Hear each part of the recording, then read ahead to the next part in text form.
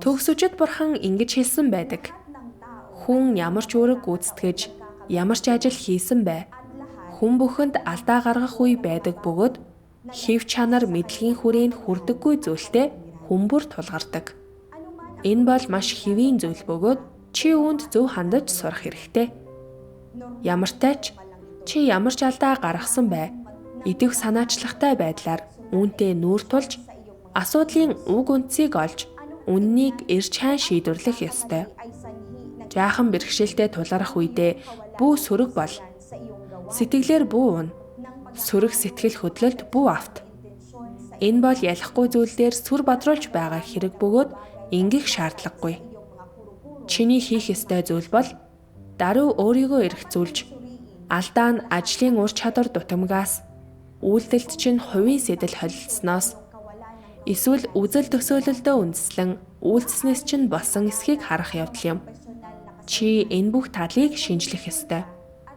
Хэрвээ энэ нь ажлын ур чадвар дутамгаас болсон асуудал байвал чи мэрэгжлийн ур чадварт суралцаж, эсвэл уг мэрэгчлийг ойлгодог хүмүүстэй зөвлөлдөж, хилэлцэж болно.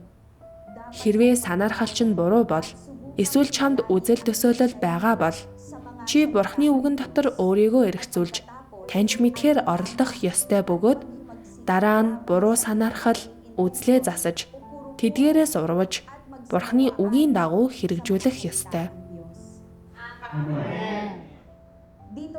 Бурхны үгийн энэ хэсэг надад гүн гүнзгий урам зориг өгсөн.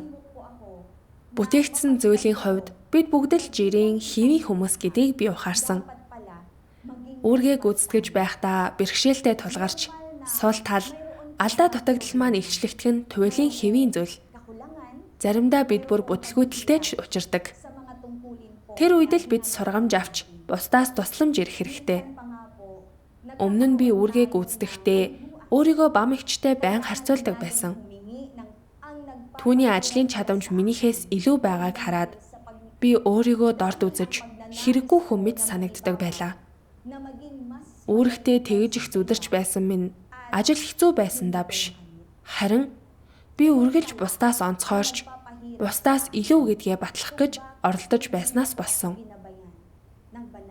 Аминч хүсэл минь биелэхгүй байх мөчид би маш их бухимддаг байсан. Ийм хүнд байдалд орсны жинхэнэ шалтгаан энэ байлаа.